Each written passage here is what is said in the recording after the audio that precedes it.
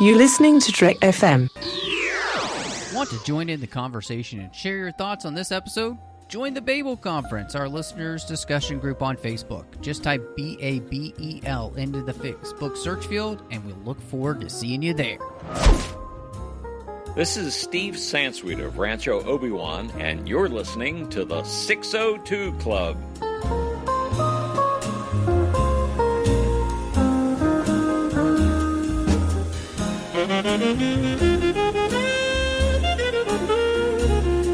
Hello and welcome to TFM's Local Watering Hole. I am just one of your hosts here, Matthew Rushing, and with me, as she is every single week, the one, the only, Christy Morris. How's it going, Christy? I'm here. I'm ready. I know we're really blessed to have a cool guest with us this week again, and excited to see what we all think. Absolutely. Me too. Well, Nick, it is so great to have you back on the show here.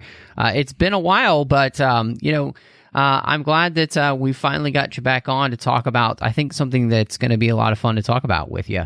That's a big hype to live up to, but I'll do my best. I'm really happy to be back, and thank you guys for waiting for me to go over this one together. I'm really excited. Yeah, me too. But before we get to what we're going to talk about today, which we're going to be talking about Alita Battle Angel, it's just actually come back into theaters recently. So this weekend it returned to theaters here. So we're going to be talking about that. But before we dive into talking about that, just want to remind you, you can get us wherever you get your podcasts, Apple Podcasts, Spotify, Amazon Music, anywhere you get podcasts, you can find us. Make sure you're subscribed. Christy and I want to say a huge thank you to everybody because we had the largest month the 602 Club's ever had last month with over 12,000 downloads, which is huge for us. So that's like almost double what we do every month. So thank you so much for listening and helping us out. We really appreciate it. And please keep coming back. Yes, absolutely. Let's do that every month. Yes. Let's repeat. So you can help us by sharing the show, following us over on Twitter at the 602 Club. We're on Instagram at the 602 Club TFM. Of course, you can find us online at trek.fm/contact, where you can send us an email. Of course, trek.fm, where you can find all of the shows we're doing. We're on Facebook at facebook.com/TrekFM, as well as having the Babel Conference, which is a listeners-only discussion group for the entire network, and you can talk to listeners from all over the world about everything we've got going on in the network. Huge thank you, too, to our associate producers, Ken Tripp, Davis Grayson, Ryan Millett, and Daniel Noah, for making sure that the show keeps coming to each and every week through their support on Patreon. Honestly, guys, I can't tell you how important it is for us to have you as Patreon supporters, especially in this time. We absolutely need your help. There is no way that we can continue to do this network, and if we don't have the support, in all honesty, we won't be able to continue the network. So if you like what we do here, please go to patreon.com/TrekFM and see how you can support the team. We would really appreciate it. There's some great contribution levels, but in the end, honestly, every little bit helps.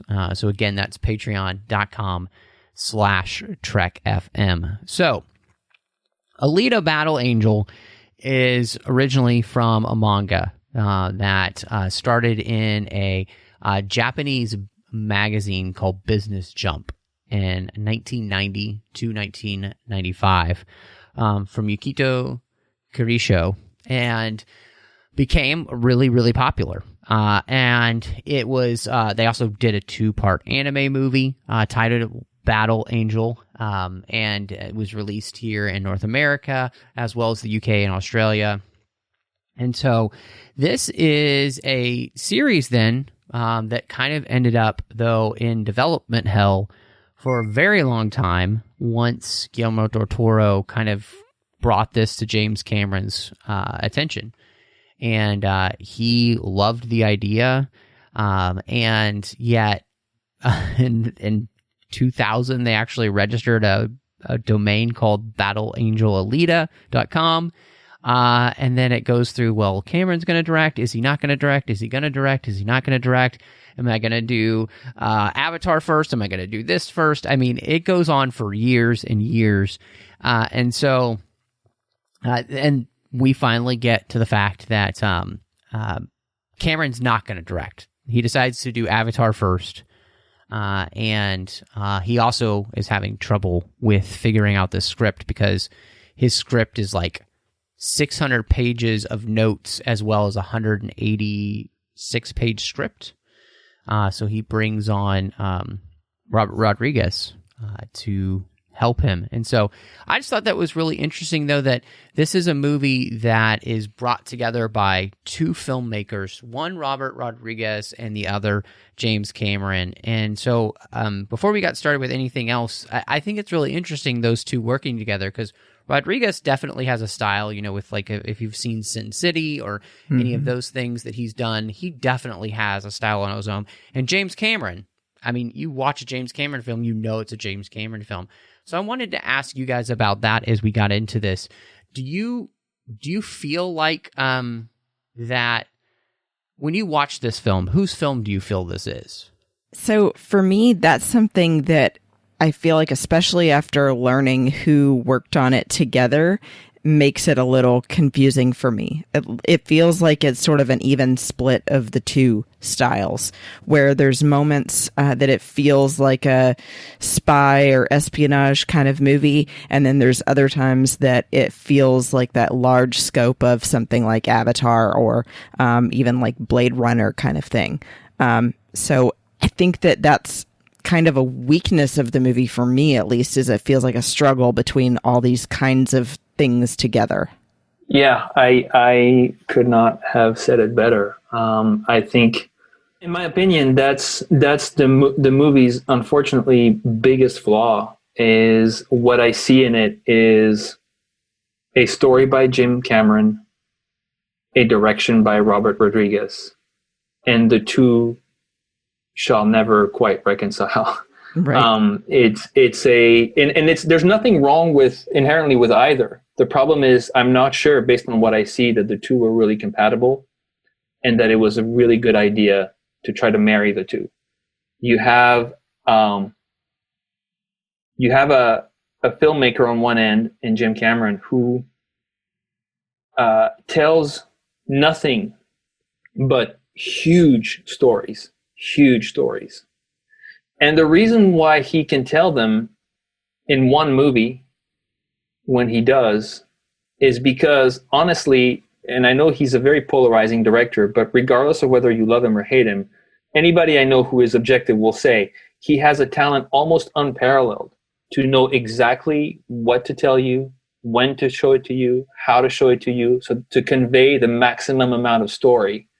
And so he can fit a huge story in a 2.5 hour movie. But in Robert Rodriguez, you don't have that style of direction. It's not lesser or what is. It's just Rodriguez is more of a minimalist, like move very fast, set up, scene, next, set up, scene, next. And it's going to sound like I'm critiquing him more than Cameron, but it's not meant as a critique. But the more of a thin story, and I don't say that in a bad way, the more of a simple story Rodriguez deals with, the better his film is. And so, in my opinion, when I watch Alita, is this kind of schizophrenic. It's this constant attempt to reconcile the size of the story and the sort of simplicity of Rodriguez's directing style. And the two, there are moments where it sort of meshes for a scene, for a couple of scenes, for 5-10 minutes, but then ultimately it never quite really gels into a groove. I keep having to readjust, and that distracts me. That's how I felt it. Yeah, no, I think both of you are making great points, and something that was really interesting as I was, I saw the movie when it first came out in the theaters, and then it was really interesting to get the actual film and then watch some of the behind the scenes extras, and I had heard about that Cameron had really actually struggled himself to bring this to screen, in the sense that he was having a lot of problems with the size of his own script. Like you were talking about, Nick, he tends to work in these big things. And part of that is, I think, the work from the original artist and creator, I think it's like 10 books, if I remember correctly. And then there's a lot of offshoots to that too. So there's a ton of source material. And I think one of the things that you see here is like they're trying to figure out how to tell a complete story, but at the same time, you can also see that this movie is wanting to be sequelized. And so they're really struggling with that. And I think that's what Cameron struggled with, like, is how do I give you everything you need in the first movie and maybe try and make it complete, but at the same time, leave it all the way open for sequels. And I think the biggest problem that I saw in the film was that Rodriguez did not make this his own movie. He was basically just trying to make a Jim Cameron movie, and he shouldn't do that. He should make his own movie. He should yes, he's working with Cameron, but I think he has too much respect for Cameron when he shouldn't, in the sense that you need to make this your own film. And part of Rodriguez would be making this, I think, a little bit more intimately. And I think there's not enough Rodriguez in the script, too. Yes, he kind of cuts out a lot of things from Cameron, but one of the things I think that this movie needed as well is Jim Cameron is not great with dialogue. And the dialogue in this movie is the thing that suffers the most to me, because it's all super cheesy. And I think, again, that's where Rodriguez should have come in, and you could have kept the story points, but what he needed to do is rewrite the script from his perspective, from his voice. And instead what we get is a Jim Cameron voice, Jim Cameron style, like action set pieces, with Rodriguez trying to fill in the middle some humanity, and the characterization. And to me, that's the biggest part of the movie that doesn't allow it to ever transcend where you would want it to be, And so, I think that's the frustration that you have when you watch this movie, because there's a lot of other things I think that kind of really work in the film. But that's where I saw immediately, as we're trying to bring this from manga to screen, the development hell that we end up in. They never quite figure it out, and I think it's played out, with the reception this movie got, just the general overall consensus that you saw kind of about the film. Sometimes that general consensus can turn out to be right, and I do think that was one of the things you guys, I think, just both nailed it. It's like, if you just never. You have to decide whose filmmaker's film this is going to be. Right. Yeah. There seems to be globally a lack of commitment in the film on several levels. There's a lack of commitment. Like you said, Matt, in the dialogue, I feel like, and you're right, being a big Jim Cameron fan, his dialogue is exceptionally corny. But again, usually it's exceptionally corny, but he does say the right thing, and he has this ability, partly with the actors he casts and the way he directs them. He gets them to deliver the line in a way which, as it hits, as you hear it, it's corny, but it works. It still delivers. It still lands. If you look at some of the most iconic modern cinema lines are from his movies. And if you just say them or read them, they're super cheesy. But they work when that character, whether it's Sigourney Weaver or Arnold Schwarzenegger or whoever says it, it works. It tells you what you want to hear at that time. And again, it's not a question of skill. It's just that's the way he works. And having other directors direct actors that he may not have cast and tell them, have them read dialogue that is his style is not necessarily a good recipe. It's lack of commitment. I think there's also a lack of commitment in the storytelling, or commit to choosing which story you want to tell. There's one of the many problems based on the size, and you can feel it, is that the story has been edited, whether it has been edited at the script phase, or some of what was shot, or maybe both. You can tell that they obviously took out and cut a lot, but also there's lack of commit in fully going that direction, because they're still trying to tell too much story and more story than they really should or than they really need. There's at least in this movie 3, if not 4 movies that could all be really good. This is, to use the parallel of Star Wars, this is as if George tried to do New Hope, Empire, and Return of the Jedi all in one film. Right. That's what it would look like. And at the same time, like you said, on top of that, tell you enough story to also set up that there will be an episode 7, 8, 9. And it's just there's so much information dump and exposition dump, and at a stage where you're just doing the world building. And now I'll go back to New Hope and compare that, and that's what they should have done. This movie would have been fantastic if it had been just basically the introduction of this character into this world.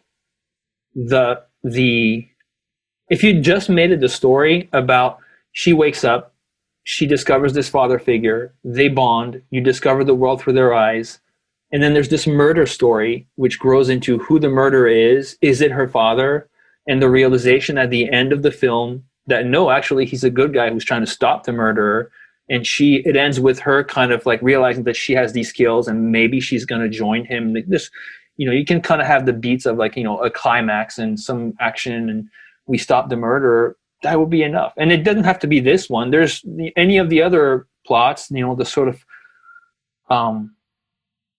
rollerball like, extreme sports, that could be a movie. The political intrigue, all of these could be, a movie, but to jam them all together in a 2-hour package is just kind of kooky. Oh yeah. I'm so glad that you said that too, because I was going to say, I think that it's also setting yourself up for a difficult situation to decide before you've made the first movie that you want to make sequels. I think that you need to focus on telling a compelling story in a good package for your first one and see how that does, and not be, because they even decided in naming this one that there were going to be future movies. That's why they did it Alita : Battle Angel, because then they could add a 2, a 3, or whatever. And it's automatically setting yourself up for possible failure because you're trying to squeeze, like you were saying, Nick, too much into the first movie and betting that it does well and there will be more. Yeah. And it's such a big world. There's so much in it. And that's the thing. I love the world. There's a lot of ideas. They're not necessarily, mind-blowingly original, but they're cool. And their interpretation on some of these more traditional sci-fi riffs is interesting. The production design is great. The aesthetic is great. The effects are great. A lot of the cast is great. There's a couple of choices that are, I think, not the strongest, but overall, all these elements are there. And if you just believed in the world enough to say, okay, well, we just introduce people to this crazy, awesome, cool, new world, and we just tell a simple enough story within that we won't overload people, and the story will also act as kind of a vector, no pun intended, to kind of see some of the interesting parts of this world and get you engaged and wanting more. That's all you need to do. That's all you need to do. And then people are going to say, okay, expand. Just start the mythology. Now you can save the Mars thing as a reveal for a further film, to find out that she's actually from the enemy forces, and all these things can come later. At having her as this like Pinocchio who turns out to be a Terminator, that's enough. That arc can easily fill 2 hours, if not more. Mm-hmm. And be its own story. So you guys I love that you kind of have already gone to this idea of the world of Alita, and I wanted to ask you, because of what you're mentioning with everything being so big, do you feel like the movie maybe needed a Lord of the Rings style prologue? Because there's so much story that might have helped the film itself, if you can do a 7-minute prologue that you kind of introduce a lot of these ideas, so then the rest of the movie you're telling the story of Alita instead of and then you realize that her story obviously plays into a lot of the things you saw as you move forward, but you're not having to, like you mentioned, Nic, earlier, stopping with so much exposition.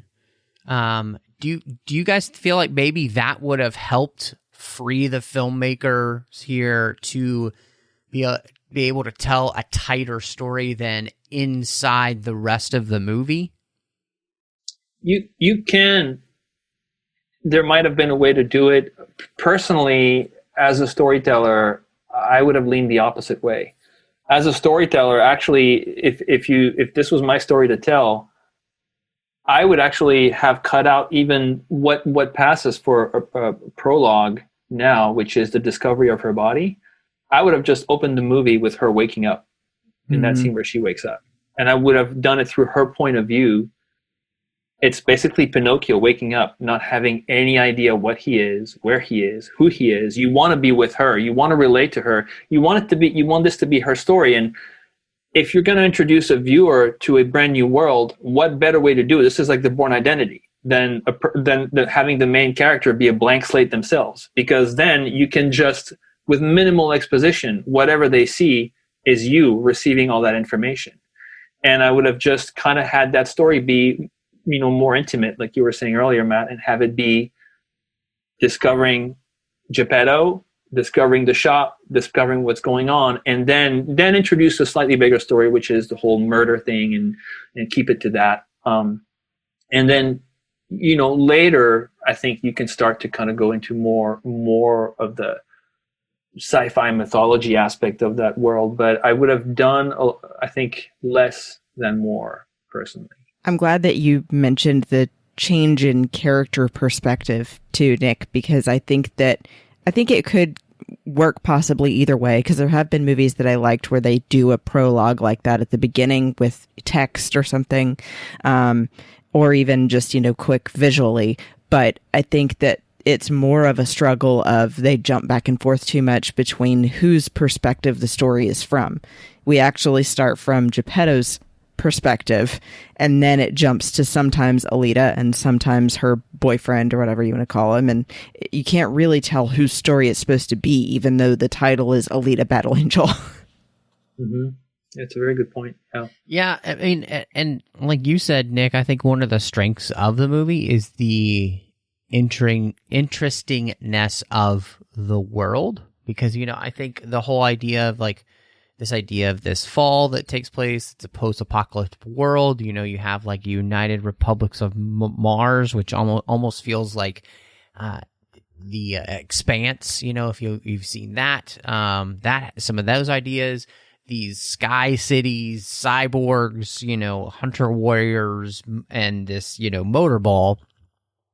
All of these things are, I think, some really fascinating things to play with. For me, the reason I've kind of thought of the prologue is just like, I think you either have to do what you mentioned, Nic, which is you just have her wake up, and then she starts discovering these things for herself completely, or you have to have prologue. Like you have one or the other, because otherwise I feel like you get too slowed down in the movie later on with different issues with just too much explanation.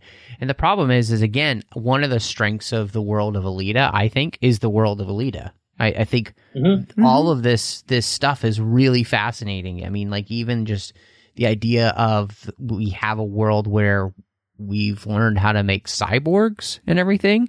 You have this one last sky city in Zalem, and yet the rest of the world is like basically empty now, which seems strange to me. Like that there's that, in 300 years that they've never like tried to expand it all, or like, so there's like so many questions I have immediately. And I think it's so I feel like the problem is that we never actually get to explore any of them enough for me to have any kind of real feeling of satisfaction when the movie ends. Like that I have a better understanding any one of these things. And there's like, 7 of these big things that you want to explore and know more about.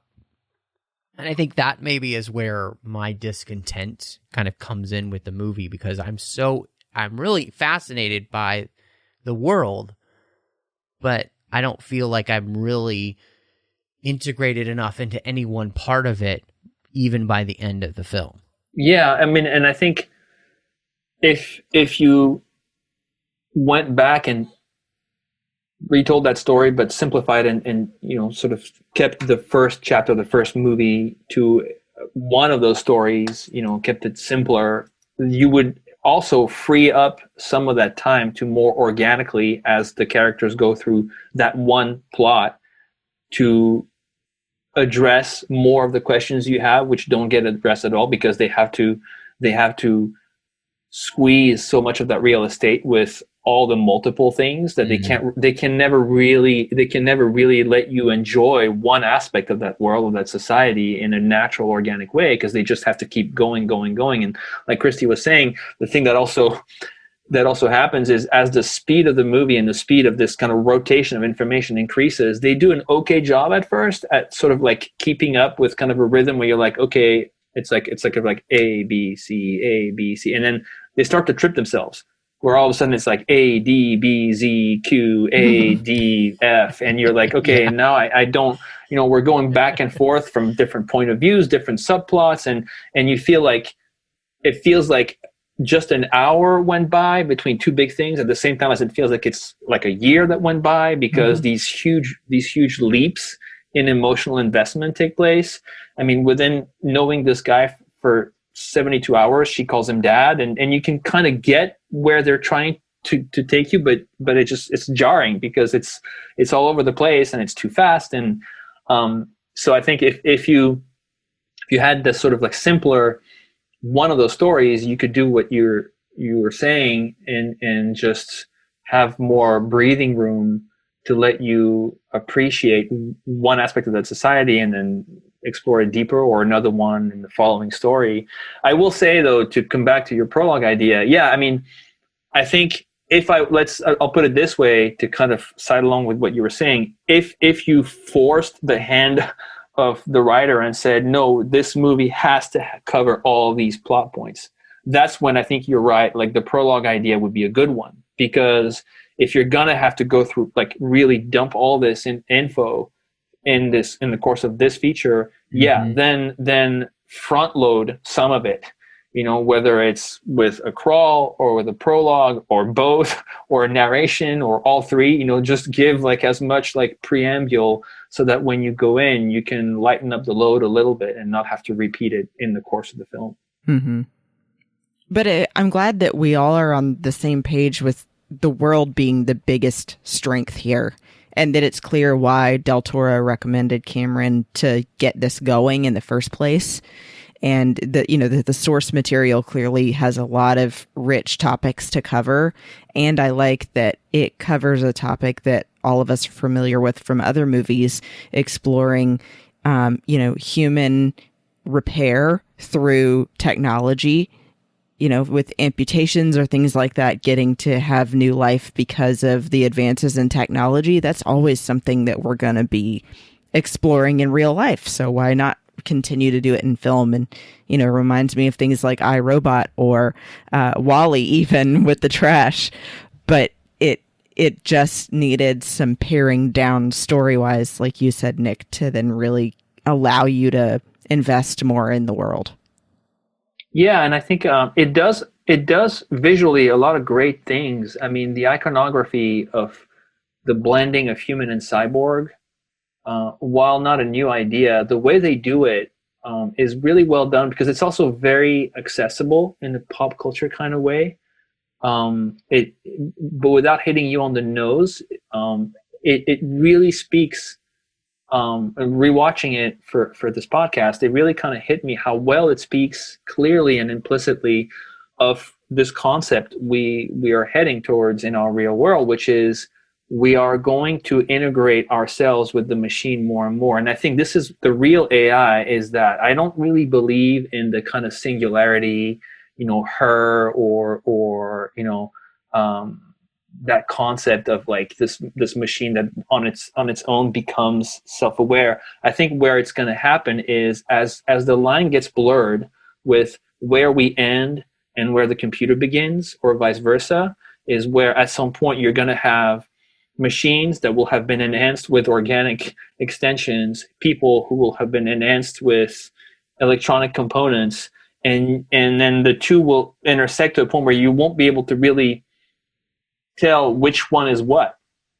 Was this a computer that on which arms were grafted, or was this a person that has microchips that help it, be more efficient? And is that then two different type of life forms? And the movie in does what sci-fi does at its best, is that it speaks to all these ideas, but where it actually does a lot of exposition kind of clunky in other parts, it does very well, very visually, without ever, it feels very natural to their society, right? Where their integration, you see that whole spectrum, and it's just clearly communicated without having to hit you on the nose with it. Mm-hmm. I mean, and I think that's one of the things that I was really struck by in this, when we talk about the idea of cyborgs. And one of the things that I came across that I thought was really and somewhat disturbing in the movie is how dehumanizing it was for those that are living in this form. Because I was really interested to see the way in which, like, people already these days, I feel like, treat people as commodities, to be exchanged and like bartered with and all these kind of things. And we see that in a variety of different ways in our culture already. And here people are just literally parts, to be raided and stolen from, and like, like those that are cyborgs are kind of looked at as not necessarily as human, like you literally, because you can just interchange parts, it's like there is this dehumanization that's happened in some ways. And I was really struck by that. And honestly, it was quite disturbing to see people treated as part machines, for others. And obviously that is what we kind of see our quote unquote bad guys doing in the movie, right?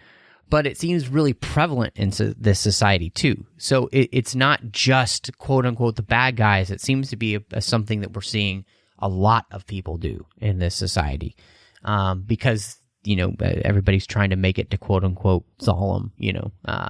So that's something that just really I thought, again, there's some such interesting stuff to be discovered here and to be mined here when we're talking about like thematic elements. And that's one that even rewatching this now a couple of times for the podcast, it just really sticks out to me and it really bothers me. Like, I'm like, oh man, that's terrible. Is this truly where we're headed with the way we feel about people and the way we treat people? Like, I hope not, but honestly, I wouldn't be surprised either. So.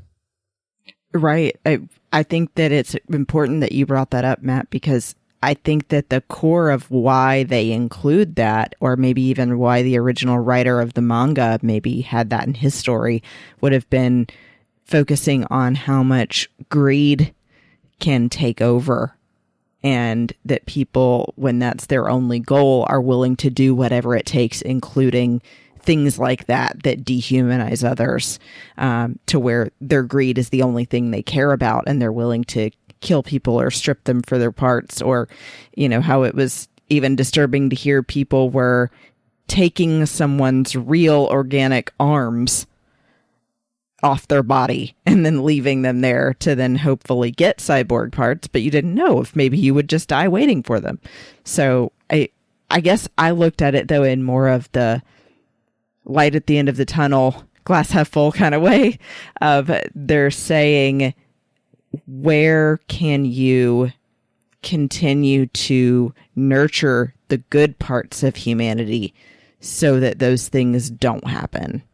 Or that there are always people that are willing to pick up the pieces and rebuild everything?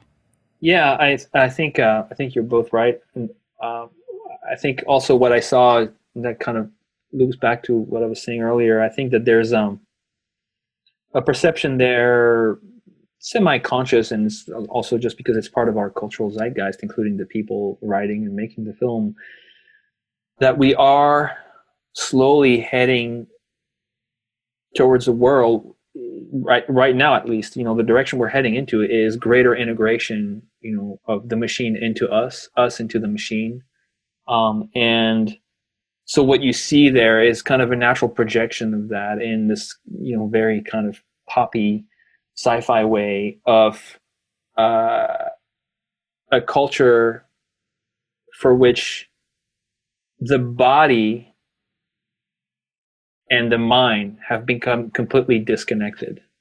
There is no, like, the body has no value, no relevance to the notion of being and identity.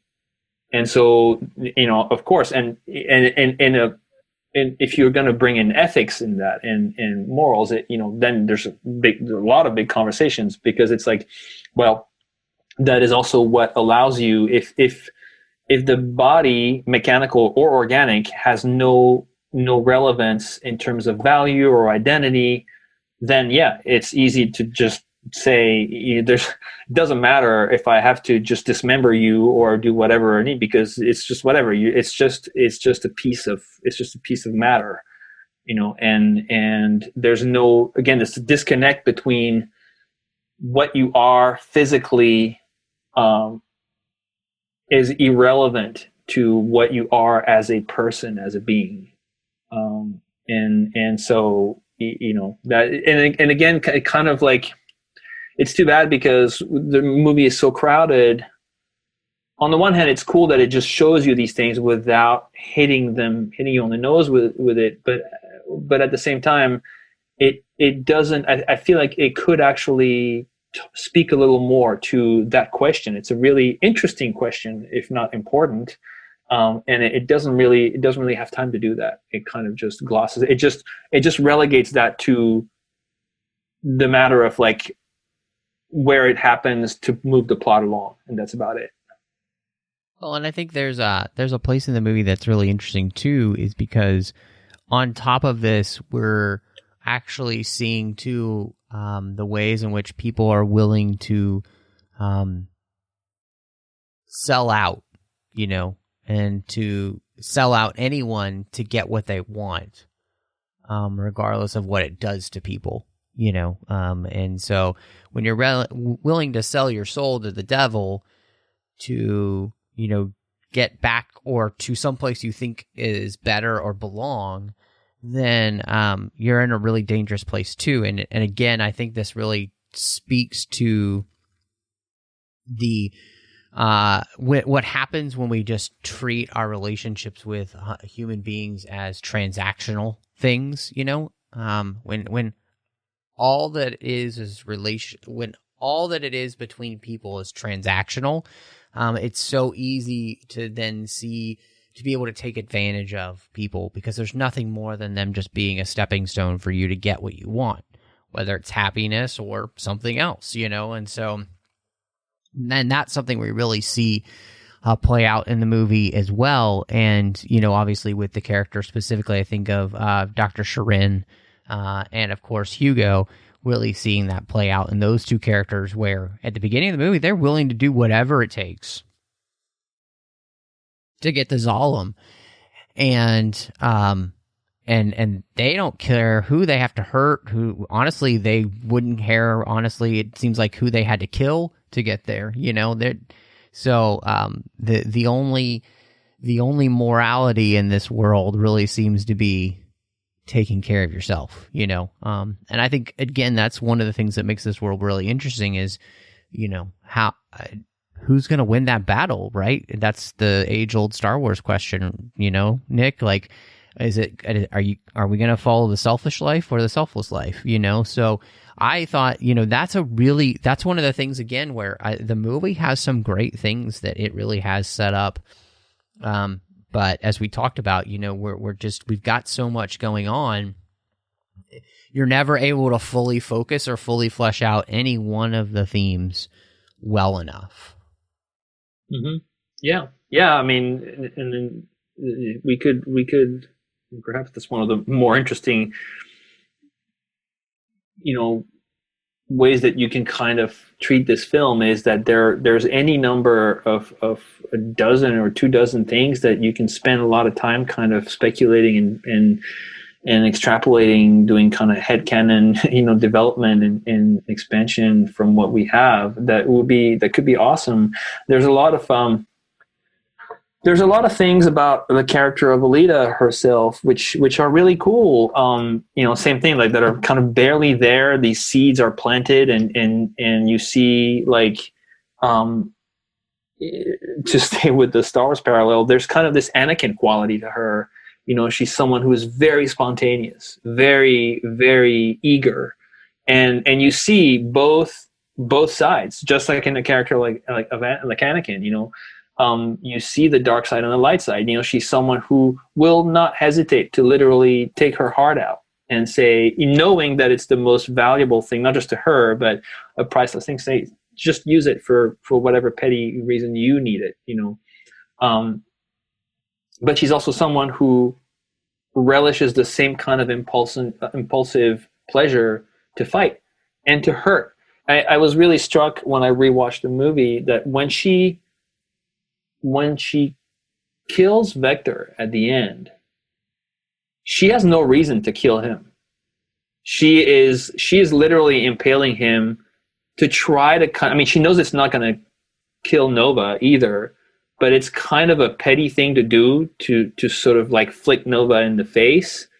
And she's just, obviously this guy would not hesitate to kill her if the chances were turned, but still it's that same kind of impulse she has, and it kind of ties into what her father figure tells her, that you have to be careful. You have this very impulsive nature, and some things are better or left. You don't necessarily need to go back and revisit those aspects of your nature, and all these are things that would be really interesting to explore. But again, we fall back on the same thing. We never quite have enough time to invest into developing and cultivating any of these ideas. They're just kind of seated, and we kind of see a little bit of that, and it kind of is cool for a few minutes, and then we have to butterfly to the next thing and the next thing and the next thing.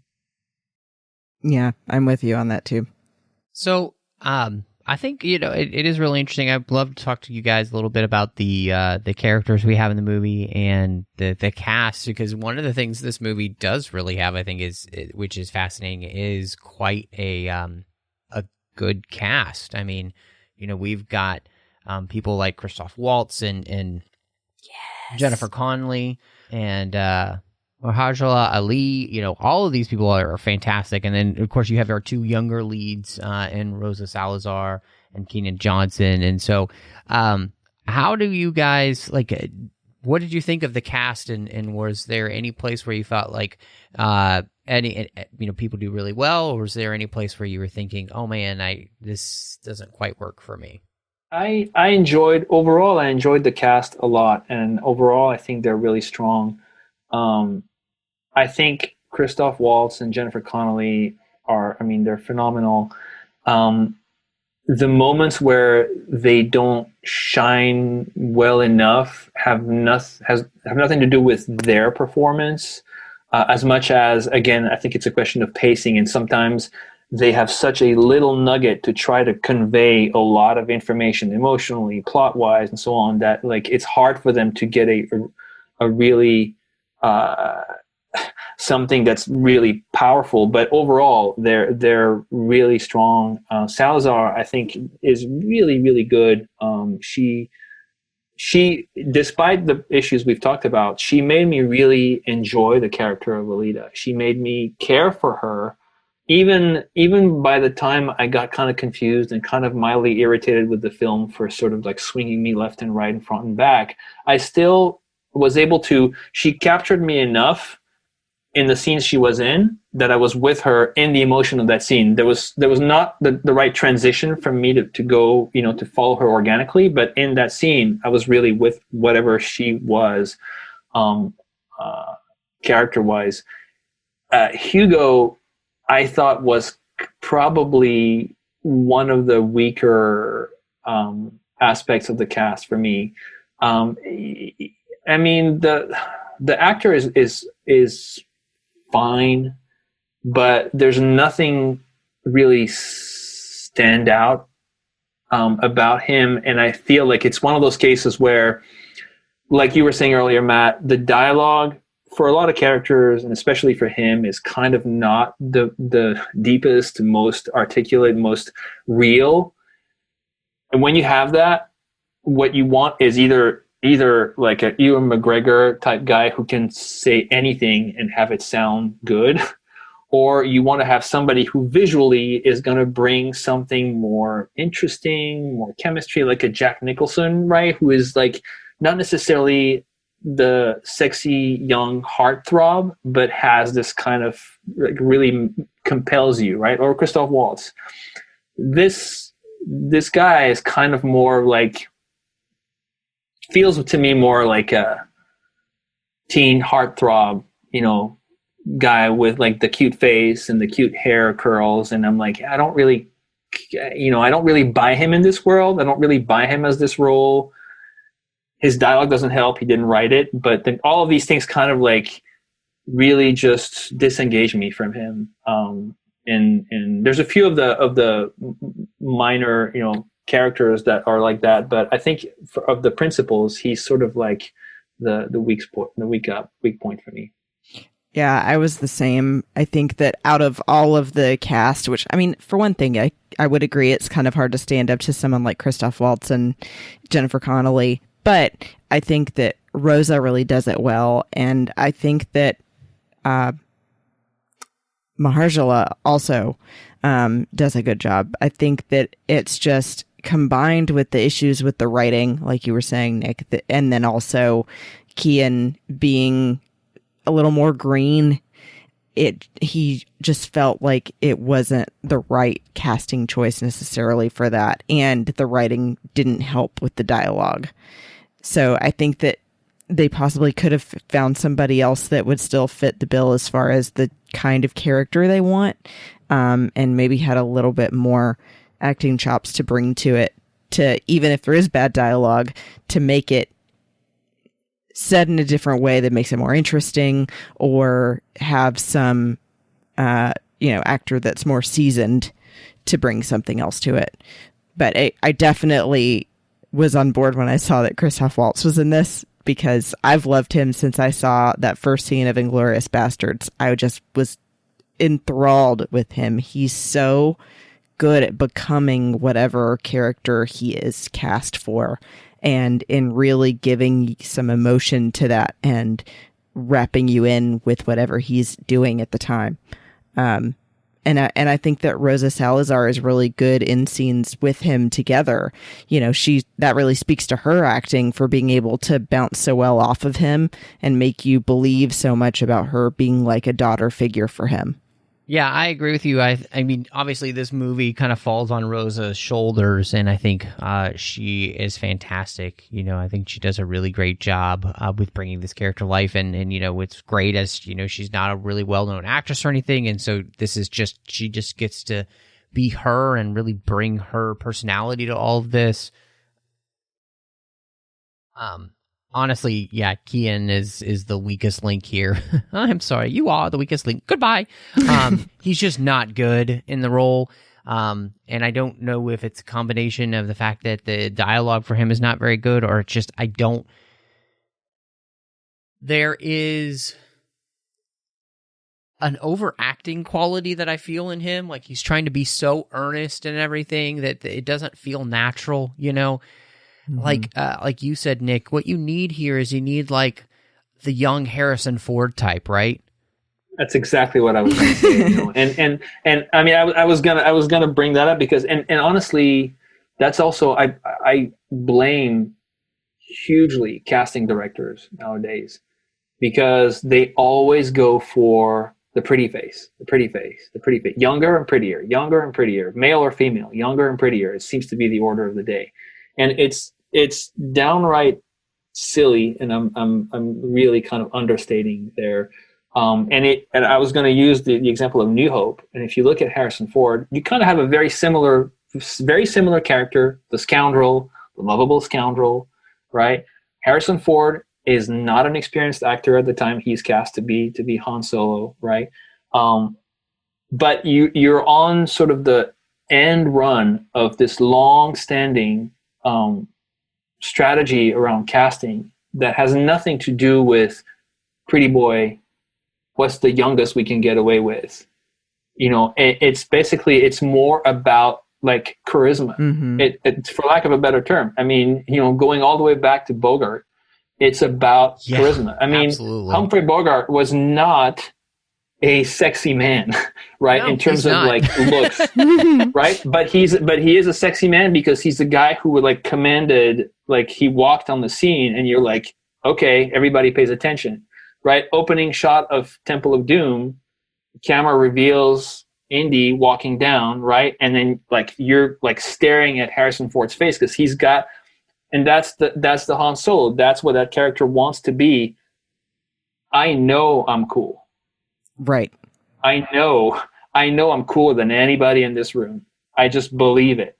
Right. And so that's what you want. You want that guy who just owns it and projects it. And this character doesn't have that. Yeah.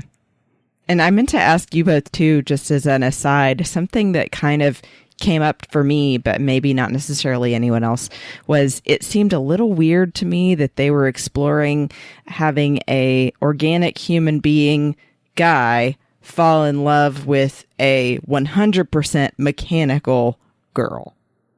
And it just grossed me out.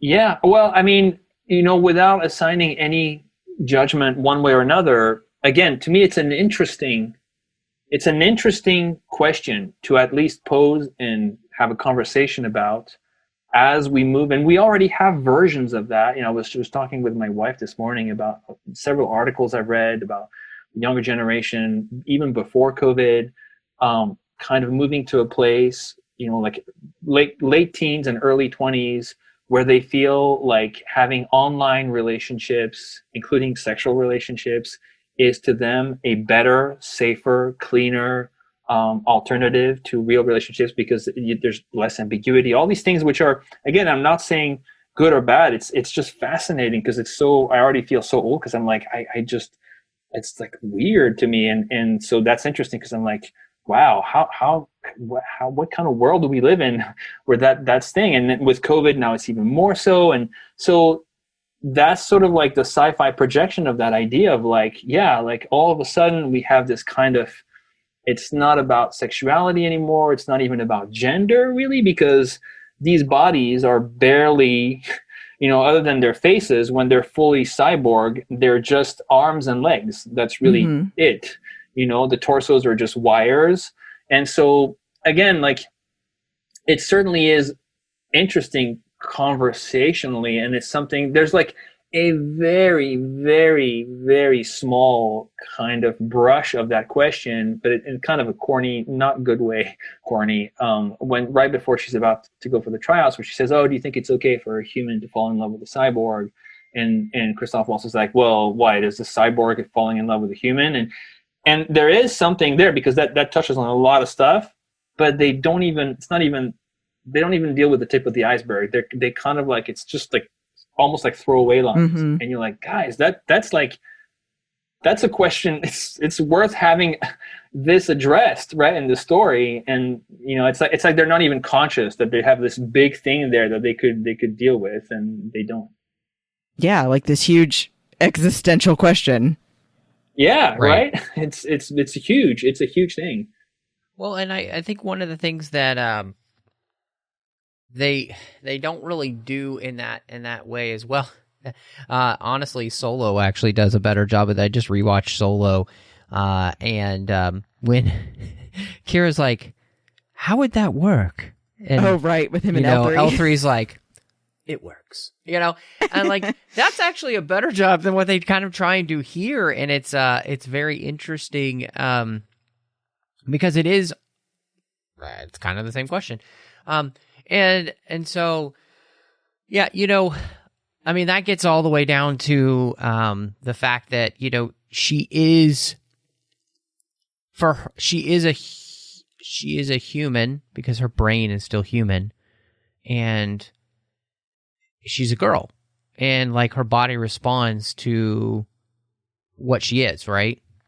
And so it creates the look of a woman's body, So it does seem like there's this ability for them to like, that would be available to them, and even his friends make fun of the fact that he's in love with quote unquote a hard body.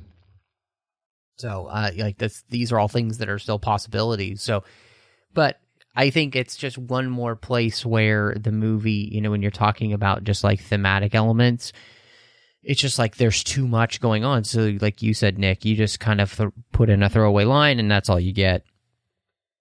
And so, and it's sad because one of the things that I wanted to talk a little bit without you guys, because having seen this movie in the theater.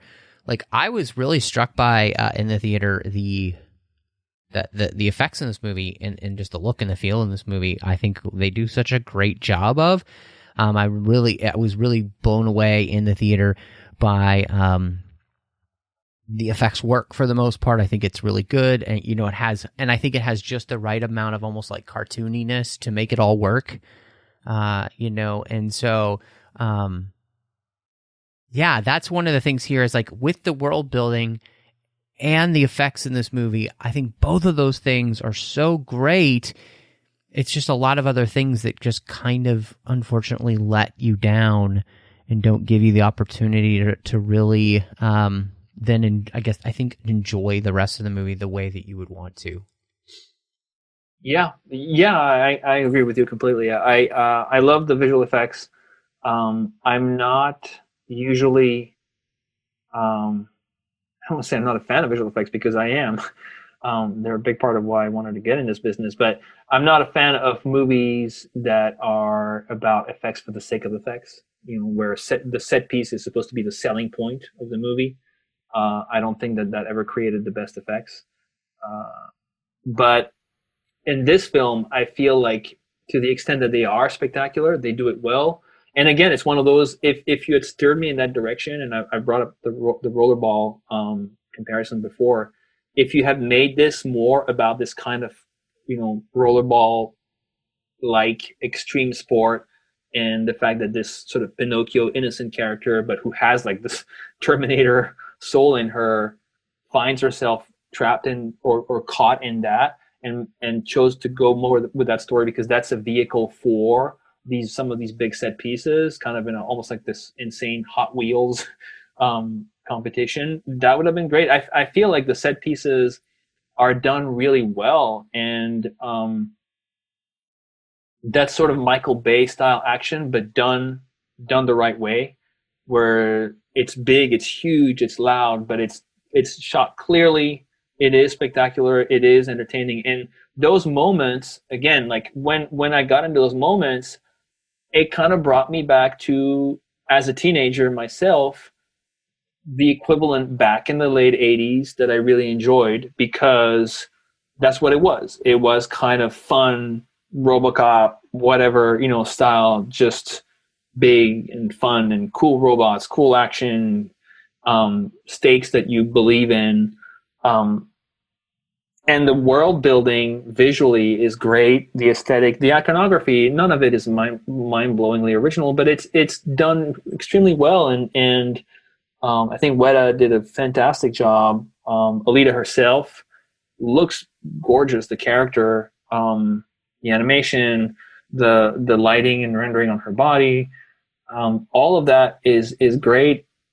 It's just kind of one of those things where this schizophrenia of like, oh, now it's just this really cool, simple action movie. Oh no, now it's not. Oh, cool, I'm getting into this like awesome visual effects. Oh, but now it's actually trying to be like more deep and emotional, and so it just kind of becomes jarring in the end. Yeah, I will say when I first was introduced to this movie, the biggest thing that bothered me was not the effects overall. It was that although I knew this was an anime-based movie, that the look of Alita's face just turned me off. And I know for some people that doesn't matter, and that's something they really like about this movie, and it's different, and you can see obviously where its roots are, because in anime most of the time they're going to have those really large eyes with the, like watery look. But it just rubbed me the wrong way. I didn't like that. And so initially that was why I was hesitant to even watch the movie. But all of the scenery, I think, is beautiful. I think that generally the effects of it were, like you were saying, Nick, especially with the lighting or how they were showing how her suit worked, and how they were mixing together organic human parts with machine parts and things like that. It was really cool. And I think especially when they zoom out and show you, like the sunset or sunrise over the world, it really reminded me a lot of Blade Runner and that more experimental filming style. Like, I think you really see, especially the cinematography by Pope here, who worked on things like The Matrix and, these other larger than life feeling films, I think is a big strength for this. And I think the most enjoyable part of it to me, it's just the jumping around story-wise and script-wise that really make it harder to watch.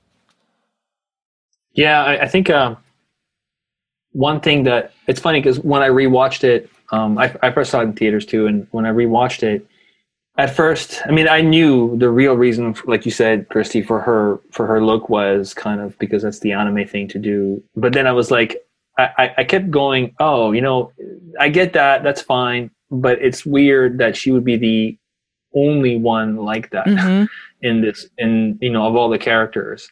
And that just is dissonant. Then we got to the flashbacks, which I knew they were in there, but I'd forgotten the exact nature of the content. And I was like, oh, okay. So you're telling me now, you're retroactively explaining it by saying that the Martians basically are the ones who look like that, like those battle angels, those cyborgs, and they all look like that. Which I was like, okay.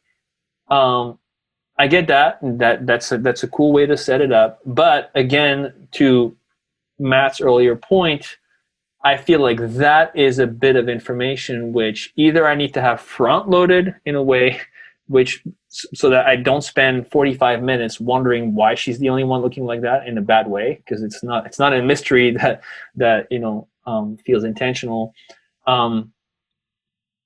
or you need to kind of, if you don't want to reveal it, you need to sort of have something that doesn't trigger this kind of weird standoffish, like, well, that's what's going on here. Why am I looking at this character like this?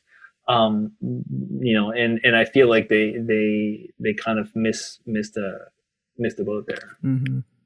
Yeah, that's something that for me, I'm in a different place than either of y'all in that. It doesn't bother me at all. I think it's in some ways, to me, she has an aesthetically pleasing face. I think they still found a way to make it beautiful, even though it is different. And then, like you said, Nick, to come in later on and learn that the reason that she looks like that is because the these are genetically engineered human beings. Their whole existence is made to be a battle person, in an army. So that part never really has bothered me at all. But I mean, I can get why other people, it doesn't work, So, and I do think, it didn't. Oh, I'm sorry. Go ahead, Matt. No, I was just gonna say I do think though that Christy really does have a valid point, and so do you. In that, like, just this is another place where it does feel like the way we get information in the movie just would be helped maybe by restructuring some of that completely, or giving us a prologue or something like it. I think. Because if you can kind of put people's mind at ease with the difference in the look and the why, that's a great way then to like basically you deal with something and then you don't have to worry about it the rest of the film, So yeah, I totally agree. I think it didn't, like you. I wasn't aesthetically. It's fine. I mean, I know what you were saying, Christy. Obviously, it bugged you, and I remember hearing that when the movie came out, some people were like, even if they knew that it was because of the anime reference, they were like, well, it's just too distracting. It didn't bother me. That's totally fine. Like you were saying, Matt, they made it work in world for me.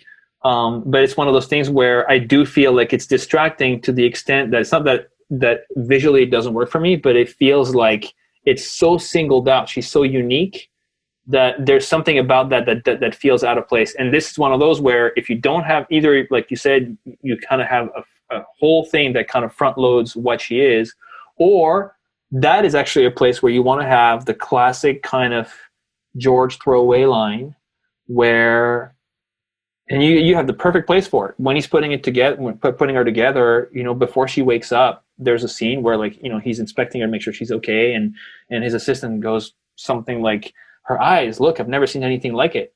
There's no one like this. And he says, yeah, she has like 100 times more photoreceptors than we do. She can see 60 miles away. And then all of a sudden that's it. All you need is to have that page 7 thing that tells the viewer, this is a thing that the people in our world accept. And then that's it. After that, you're fine. You're like, okay, I've been told what it is and why it is like that. Mm-hmm. So I'm okay with it. Yeah. Real quickly before we ask your ratings, obviously this is a movie that has kind of created a following to it, and people have been asking, in some ways like Solo, make Solo 2 happen. The Battle Angel Army would like to see another one of these films, because obviously this movie leaves it wide open that, her goal is to get to Zalem and finish her mission, because Zalem is basically holding the world back from moving forward. So would you guys want to see a sequel to this at all? Yeah, I would love to see a sequel. I mean, this movie is flawed, but it does harken back, as I said, to a lot of things I loved about movies that I consumed growing up. And a lot of them were very flawed too. And I think that you don't want to take it too seriously either. I think that there is an aspect to the film that has, even though it stumbles, but it does pull off enough of this kind of the genuine excitement of a really interesting world, and this kind of don't take it too seriously, fun action with enough depth that it's not also mindless entertainment. And I do think that I'm happy that it has a cult following. I'm not a cult fan of the movie, but like Dread is one for me that I am, and I would love to have a sequel of that. And it's one of those films which, when I saw that, I was like, wow, this brings me back to 1987. I feel like I'm watching one of those movies that were done for, at the time, whatever, a couple $1 million, and it becomes this cult sci-fi thing. And so, yeah, I'm all for it. Not to mention that it's an opportunity to have a new franchise, a new IP, something that is its own thing. So I'd love for it to go on, and eventually, if you have 2-3 attempts and each fail, sure, at some point you want to say, okay, call it quits, guys. But I think there's enough in there that I wouldn't say no, just sew it up, throw it in the river, and let's be done with it. That's a funny way of referring to it. I guess I would say I'm on the fence about it, because if they could pare it down to a couple of key takeaways rather than trying to cram so much in, I would be interested in seeing more of the story and seeing her showdown in Zalem. I think that if they don't do that, though, and they're just going after the cash grab of more movies, that I wouldn't be as interested in seeing sequels. So if they can do it well, yes. If not, then I'm okay with one movie. Yeah, I mean, you're totally right, Christy, and it really depends on whose lap it lands in. And I think it can go either way. These things in our industry are like really, it's a toss of the coin. But I feel like a good example for me of what can happen when the coin lands on the right side is Planet of the Apes. Yeah, when absolutely. I saw the first of those new movies, I was very much on the fence. I love the franchise. I wanted to like it. Like Alita, there was enough in it that I was like, okay, I can appreciate what it tries to do. In some ways it succeeds, but to me, it was very flawed in a lot of ways. And I wasn't sure. I was like, okay, this is kind of like take it or leave it. I'm not sure that I want them to do more.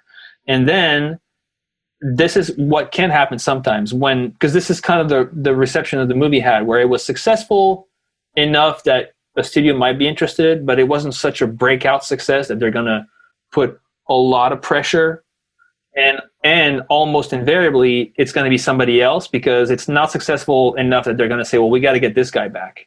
So then it lands into another director who has more freedom because the studio doesn't care about it enough anymore to really ride him to do what they want. And all of a sudden you see the second movie come out and it's just like, okay, this guy gets what the IP is, gets what the franchise is, got what the first movie was trying to do, took what he needed out of that so that he respects it, but then went completely the right direction and then elevated the whole thing 100-fold.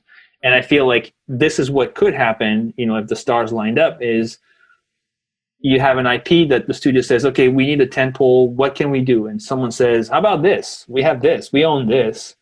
And then somebody says, cool, well, the first movie didn't do so great, so let's not spend a lot of money and let's just see what a guy does with it. And then you give it to a talented director, and all of a sudden, a year and a half later, you have a movie that uses the best of all these things we talked about, but is much more focused because he's kind of left alone to do his thing, doesn't have to do Cameron's bidding or the studio's bidding, and then you have a great film. That's kind of like the glass half full scenario, to use your expression.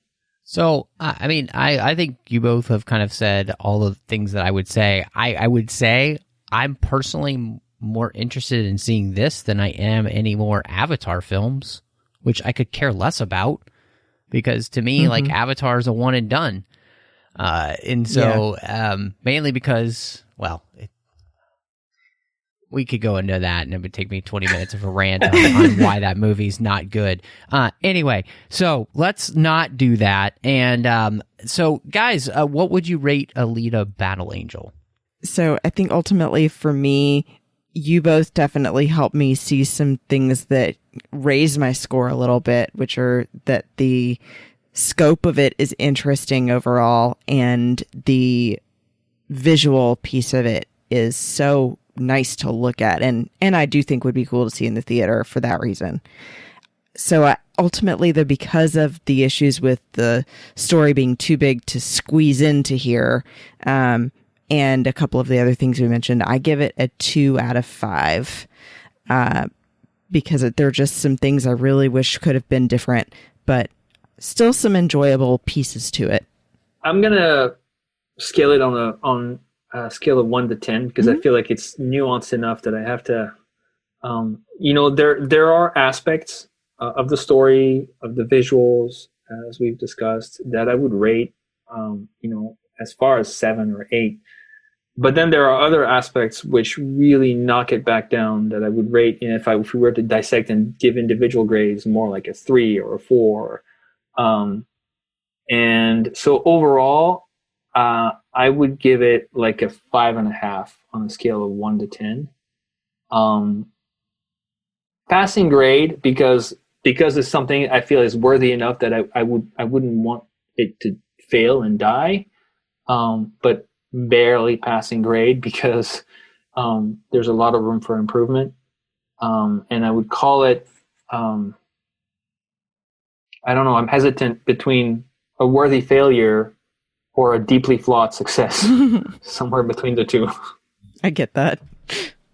Yeah, I think for me, I was looking at my Letterboxd score, and I think after rewatching this and talking about it with y'all, because having seen it now, I saw it in the theater, and I've seen it a couple times since I bought it to watch it for this, and I think my final rating for the film would probably be 3 out of 5, because I think it's above average.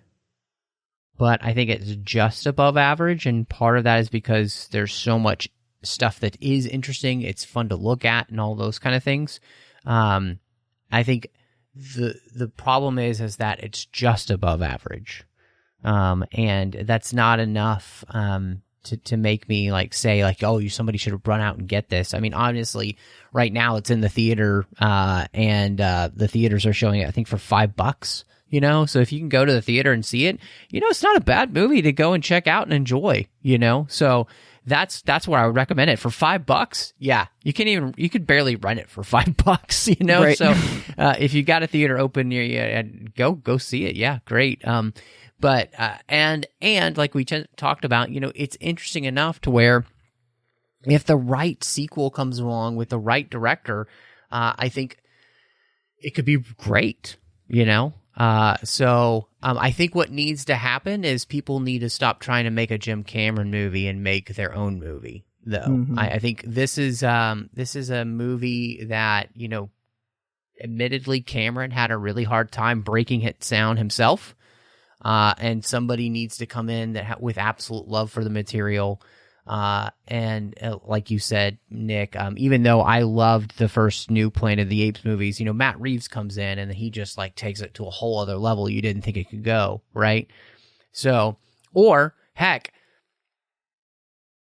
does the same thing with the Blade Runner 2049. You didn't think somebody could make a better film than Blade Runner, that cult classic, but then he comes in and just kills it, and so absolutely that's what we want to see. So yeah, I'm right there with both of you guys in the end. This is something to where I think it doesn't deserve a bad reputation, but it deserves a reputation that maybe could hopefully get it enough for somebody to give it a second go. So but yeah, this has been super fun, and I'm really glad we got a chance to talk about it together. It's been something I've been thinking about for a while of wanting to do, just because of the fact that it's kind of become this cult classic, and of course it returned to the theaters now. So, but Nick, if anybody maybe wants to catch up with you and see where they talk to you, is there anywhere that they can do that on social media at all? They can find me on Facebook. I keep a very light digital footprint these days, especially these days. But I am on Facebook every now and then. I check it, and I'll pipe in here and there. So they can find me under my own name there. That's about it. I'm kind of off of the other platforms. You mean you don't run your own movie review podcast? That's just because. That's because that's editing laziness. because I spend 10 to 14 hours a day editing. I've actually I have so many ideas about podcasts, and every time I'm like, oh, and then I think about the editing and I'm like, oh, never mind. You're I do it all day. I don't want to do it again at home. Yeah. Mm-hmm. Yeah. We'll just have you on here, Nick, and you can talk about films with us, and then you don't have to edit it. I mean, yeah, if you want to throw a cot, I'm happy to be there. Well, Christy, where can everybody catch up with you? You can find me on Facebook, of course. I jump in the Babel Conference whenever I can, and I am also on Instagram and Twitter at BestBenBell. And then when I'm not on the 602 Club with Matt, I have a show with my friend Teresa Delgado called Sabers and Spells. And we are going to be covering, of course, season 2 of Mandalorian now. So I hope you'll check us out there on the Skynet, Skywalking Through Neverland network. And I also recently, speaking of Dread, you mentioned earlier, Nick, I recently guest appeared on a show called Couch Potato Theater on the Fandom Podcast Network, reviewing Dread, which was... I have to check it out. I love that movie. That was my choice. They asked me what I wanted to talk about, and I said, I want to talk about this one. That's awesome. So, all right, I'm going to go check it out. Thanks. Well, you can find You can never go wrong with Carl Urban. You can never go wrong with Carl Urban. This is true. Carl Urban is the best. He's the best. And if anybody gets that reference, tweet me at MattRushing02. You can also find me on Instagram, Letterboxd, and Vero under that same name. You can also find me here on the network doing Literary Treks and The Orb with Chris Jones. Literary Treks is about the books and comics of Star Trek, and The Orb is about Star Trek Deep Space Nine. I'm over on the Nerd Party Network doing 2 shows. One is called Aggressive Negotiations, doing that with John Mills. It's a Star Wars podcast, and each and every week we dive into Star Wars. And we recently just did every single Mandalorian episode as a commentary, so you can check that out for the first season. And you can also find me doing Owl Post with Drea Kaufman as we talk about Harry Potter, one chapter at a time. But thank you so much for joining us. And y'all come back now, you hear?